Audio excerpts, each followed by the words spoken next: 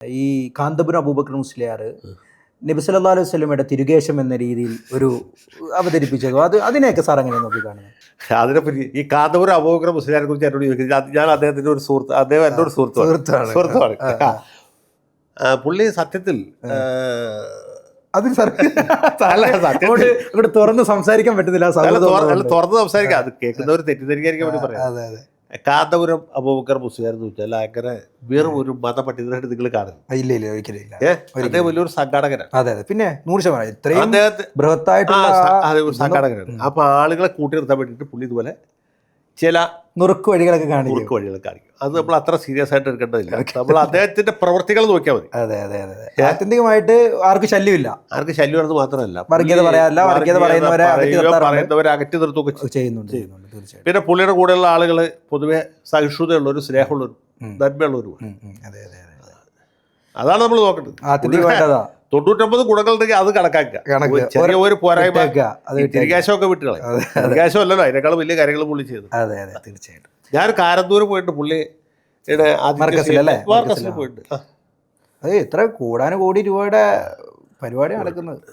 അത് മാത്രമല്ല, ഞാനിങ്ങനെ ചെല്ലുമ്പോൾ ആ മുറിയിൽ കുറച്ച് ആളുകളുണ്ട്, അവരോടൊക്കെ പുറത്തിറങ്ങിക്കാൻ വേണ്ടിയിട്ട് പുള്ളി എൻ്റെ കയ്യിൽ പിടിച്ചിട്ട് പറഞ്ഞു, എല്ലാ സപ്പോർട്ടിനും നന്ദി പറഞ്ഞു, എല്ലാ നല്ല കാര്യങ്ങൾക്കും കൂടെ ഉണ്ടാവണം എന്നാവശ്യം. ഞാൻ പറയും, എല്ലാ നല്ല കാര്യങ്ങൾക്കും എല്ലായ്പ്പോഴും കൂടെ ഉണ്ടാവും. തീർച്ചയായിട്ടും.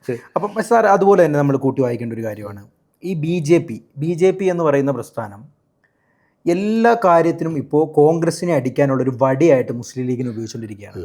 അതിൽ പ്രധാനപ്പെട്ട ഒരു കാര്യമായിട്ട് എനിക്ക് തോന്നിയത്, നമ്മുടെ ജയിച്ച അന്ന് ആ സെക്കൻഡിൽ ജയിച്ചു എന്ന് ഏകദേശം ഉറപ്പിക്കുന്ന 95 സീറ്റായി എന്ന് ഉറപ്പിക്കുന്ന സമയത്ത് തന്നെ ബി ജെ പിയുടെ ഔദ്യോഗിക ഫേസ്ബുക്ക് പേജിൽ നിന്ന് നമ്മുടെ പാണക്കാട് സാദിഖ് അലി ശിഹാബ് തങ്ങൾ ഇരുന്ന് ചെണ്ട കൊട്ടുന്നു, പുറകിൽ നിന്ന് വി ഡി സതീശൻ ഇങ്ങനെ ആക്കുന്നു. എന്നിട്ട് അതിൻ്റെ ആഖ്യാനം അവർ എഴുതിയിരിക്കുന്നത്, എല്ലാ കാര്യങ്ങളും തീരുമാനിക്കുന്നത് പാണക്കാട് എന്നാണ്, കോൺഗ്രസിന് യാതൊരു വിലയില്ല, മുസ്ലിം ലീഗാണ് ഭരിക്കാൻ പോകുന്നത് എന്നുള്ള രീതിയിലാണ് അവതരിപ്പിച്ചത്.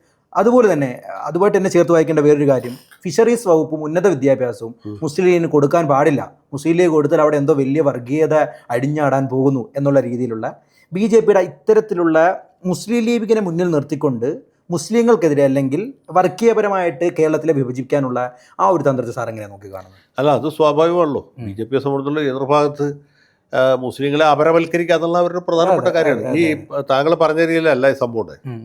ഒന്ന്, സതീശൻ മുഖ്യമന്ത്രി ആയപ്പോഴാണ്. സതീശൻ മുഖ്യമന്ത്രി ആകുമ്പോൾ പാണക്കാട് തങ്ങളും ഇദ്ദേഹത്തിന്റെ കൈ പിടിച്ചിങ്ങനെ ഉയർത്തും. ബോക്സിങ്ങിലൊക്കെ ജയിച്ചാളുടെ കൈ പിടിച്ച് നോക്കും എന്ന പോലെ കൈ പിടിച്ച ആ സമയത്താണ് സതീശൻ മുഖ്യമന്ത്രിയായ സതീശനെ വെച്ചിട്ടാണ് ഇവർ കുഞ്ഞാലിക്കുട്ടിയും സാദിഖ് അലി തങ്ങളും.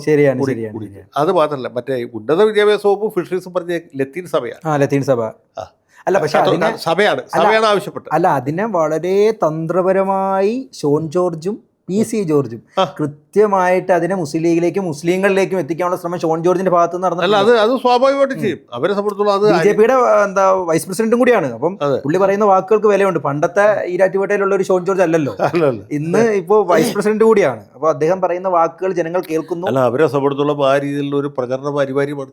അതുകൊണ്ട് മാത്രമേ അവർക്ക് മുന്നോട്ട് പോകാൻ പറ്റുള്ളൂ. അത് മാത്രമല്ല, ഈ BJP രൂപീകരിക്കുന്ന കാലത്തുള്ള അതിന്റെ സിദ്ധാന്തം ഒന്നുമില്ല. 1980-ലാണ് ഞാനത് പ്രീഡിഗ്രി പഠിക്കുന്നത്.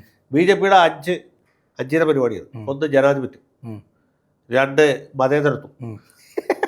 ഇപ്പം അത് BJP-കാർക്ക് പോലും ഓർമ്മയുണ്ട്. ജനാധിപത്യം, മതേതരത്വം, പിന്നെ ദേശീയോദ്ഗ്രഥനം, national integration, 4 Gandhian socialism. Super.